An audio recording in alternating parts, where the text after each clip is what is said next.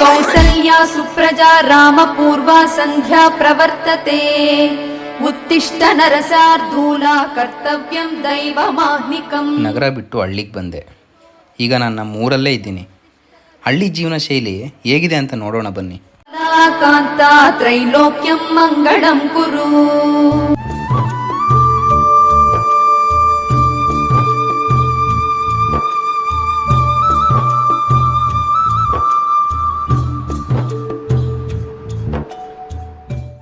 ಬೆಳಗ್ಗೆ ಎದ್ದು ದನಕರುಗಳನ್ನ ನೋಡಿ ಇಂದಿನ ಕೆಲಸ ಪ್ರಾರಂಭಿಸಬೇಕು. ಈಗ ಮುಖ ತೊಳ್ಕೊಂಡು ಹಾಲು ಕರೆಯೋದಕ್ಕೆ ಹೋಗ್ಬೇಕು.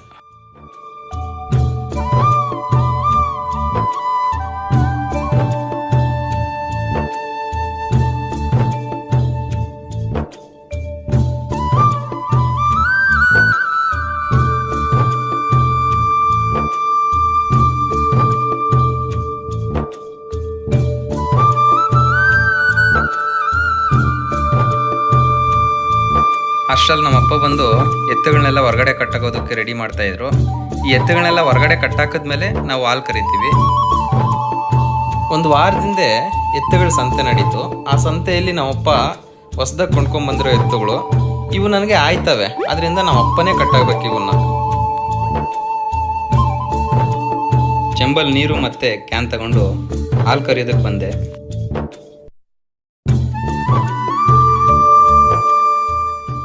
ನಾನು ಪ್ಯಾಟೆಯಲ್ಲಿದ್ದಾಗ ಯಾವಾಗಲೂ ಪಾಕೆಟಲ್ಲೇ ಕುಡಿಬೇಕಿತ್ತು.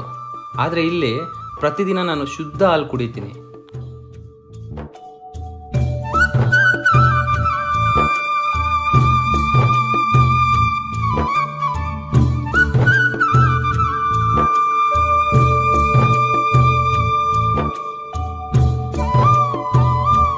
ನಮ್ಮ ಮನೇಲಿ 2 ಬೆಕ್ಕುಗಳಿದ್ದಾವೆ.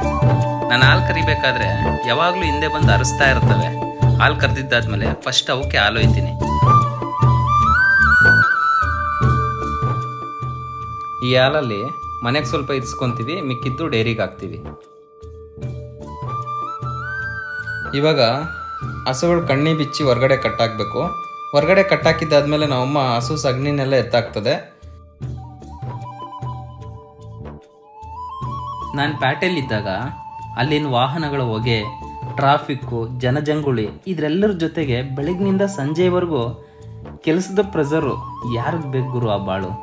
ಆದರೆ ಇಲ್ಲಿ ನೋಡು, ಕೋಳಿಗಳ ಕೂಗು, ಪಕ್ಷಿಗಳ ಮಧುರವಾದ ಚಿಲಿಪಿಲಿ, ಪ್ರಕೃತಿಯ ನೋಟ, ತಂಪಾದ ಶುದ್ಧ ಗಾಳಿ, ಇದೆಲ್ಲರ ಜೊತೆಗೆ ನೆಮ್ಮದಿ ಸಾಕಲ್ವಾ? ಹಂಗೆ ರೋಡಲ್ಲಿ ನಡ್ಕೊಂಬರ್ಬೇಕಾದ್ರೆ ನಮ್ಮ ಮಾವ ಕರೆದ್ರು. ಅವರು ಒಂದು ಕಟ್ಟಿಗೆವರೆಗೆ ಕಟ್ಟಿದ್ರು.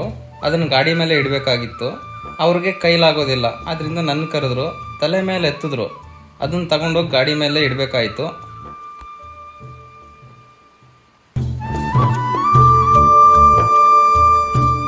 ಬೆಳಗ್ಗೆನೇ ಎದ್ದು ದನಗಳನ್ನೆಲ್ಲ ಹೊರಗಡೆ ಕಟ್ಟಾಕಿ ಹಸು ಹಾಲು ಕರೆದು ಹಾಲೆಲ್ಲ ಡೈರಿಗೆ ಹಾಕ್ಬಂದು ಹೊಲಗಳೆಲ್ಲ ಒಂದು ರೌಂಡ್ ಓಡಾಡ್ಕೊಂಡು ಇವಾಗ ಮನೆಗೆ ಬರ್ತಾಯಿದ್ದೀನಿ.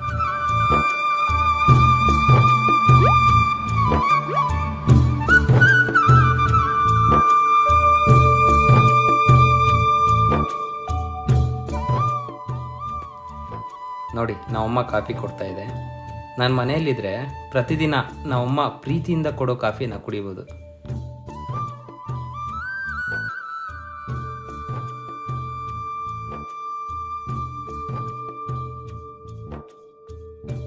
ತನ್ನ ಶ್ರಮದಿ ಹೆಚ್ಚಿಸುವನು ರಾಷ್ಟ್ರದ ಆರ್ಥಿಕ ಸ್ಥಿತಿಗತಿಯನ್ನು, ಕಾಣುವನು ತನ್ನ ಕೆಲಸದಿ ದೇಶದ ಅಭಿವೃದ್ಧಿಯ ಪ್ರಗತಿಯನ್ನು, ನಾಡಿನ ಒಳಿತಿಗಾಗಿ ನೀಡುವನು ತನ್ನ ಅಮೂಲ್ಯ ಜೀವನವನ್ನು, ಅವನೇ ನಮ್ಮ ಹೆಮ್ಮೆಯ ರೈತನು.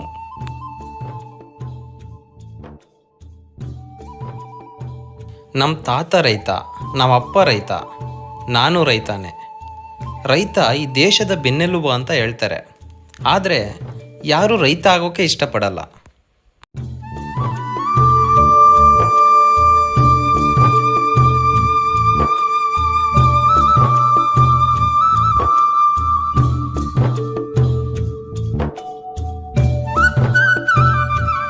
ನಮ್ಮ ಹೊಲದಲ್ಲಿ ಕಾಂಗ್ರೆಸ್ ಗಿಡಗಳು ತುಂಬ ಬೆಳೆದಿದ್ವು.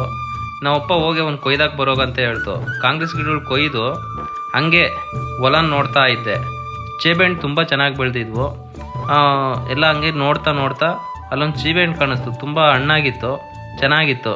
ಅದನ್ನ ಕಿತ್ಕೊಂಡು ತಿಂದೆ, ತುಂಬ ಟೇಸ್ಟಿಯಾಗಿತ್ತು.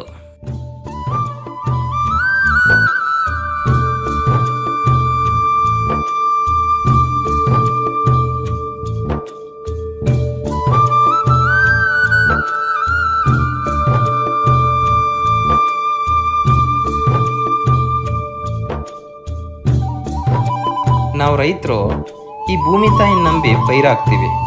ಬೆಳೆ ನಮ್ಮ ಕೈಗೆ ಸಿಗ್ಬೋದು, ಸಿಗದೇ ಇರ್ಬೋದು, ಆದರೂ ನಮ್ಮ ಕಸುಬು ನಾವೇ ಒತ್ತು ಬಿಡೋದಿಲ್ಲ.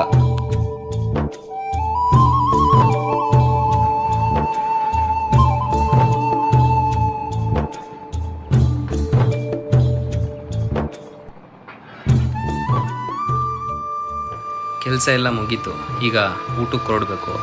ನಾನು ಪೇಟೆಯಲ್ಲಿದ್ದಾಗ ಸರಿಯಾಗಿ ಊಟನೇ ಮಾಡ್ತಿರ್ಲಿಲ್ಲ.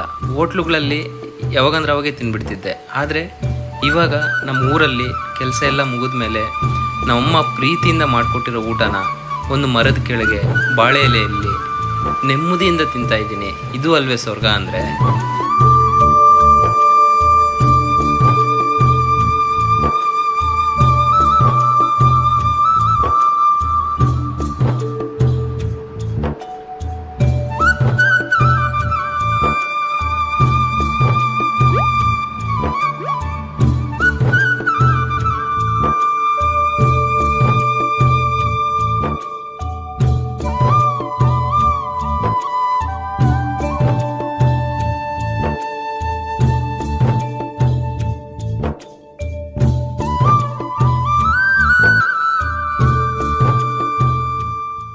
ಜನ ಒಂದು ಮಾತು ಹೇಳ್ತಾರೆ, ವ್ಯವಸಾಯ ಮನೆ ಮಕ್ಕಳ ಸಾಯ ಅಂತ ಹೇಳ್ತಾರೆ.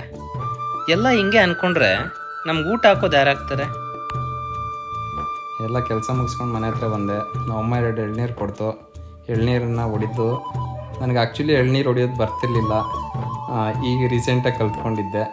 ಎಳ್ನೀರು ಹೊಡೆದು ನಾನು ಒಂದು ಕೂಡ ಕುಡಿದೆ. ಎಳ್ನೀರು ತುಂಬ ರುಚಿಯಾಗಿತ್ತು ಗುರು. ಎಳ್ನೀರು ಕುಡಿಯೋದ್ರಿಂದ ಆರೋಗ್ಯಕ್ಕೆ ತುಂಬ ಒಳ್ಳೆಯದು. ಇದೆಲ್ಲ ಆದಮೇಲೆ ನಮ್ಮಮ್ಮ ಅಕ್ಷೆ ಸೊಪ್ಪು ಕೊಯ್ಕೊಂಬರೋಗಂತ ಕಳಿಸ್ತು. ಅಕ್ಷೆ ಸೊಪ್ಪು ಕೊಯ್ತಾ ಇದ್ರೆ ನಮ್ಮದೊಂದು ಕರು ಇದೆ, ಆ ಕರು ಮೇಯಕ್ಕೆ ಬರ್ತಾಯಿತ್ತು. ನಾವು ಮೇಯಿಸ್ಲಿಲ್ಲ, ಯಾಕಂದರೆ ಅಕ್ಷೆ ಸೊಪ್ಪನ್ನು ಆಗ್ತಾನೆ ಕೊಯ್ದಿರೋ ಸೊಪ್ಪನ್ನು ದನ ಕರುಗಳು ಮೇಯಬಾರ್ದು, ಯಾಕಂದರೆ ಅದರಲ್ಲಿ ಹುಳ ಇರ್ತಾವಂತೆ.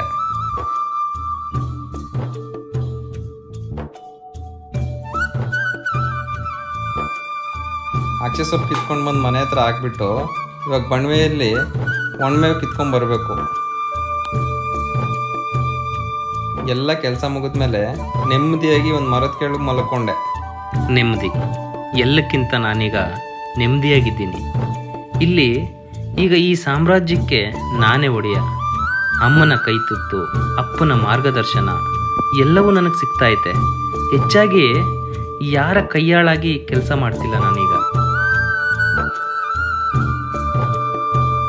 ತನ್ನೊಳಗೆ ಹಸಿವಿದ್ದರೂ ದೇಶದ ಜನರ ಹಸಿವನ್ನು ನೀಗಿಸುವವನು, ಕಾಯಕವೇ ತನ್ನೊಡಲು ಎಂಬಂತೆ ದುಡಿಯುವವನು, ಕೃಷಿಯೇ ತನ್ನ ಜೀವದ ಉಸಿರು ಎನ್ನುವಂತೆ ದುಡಿಯುವ ನೇಗಿಲ ಯೋಗಿ ಇವನು.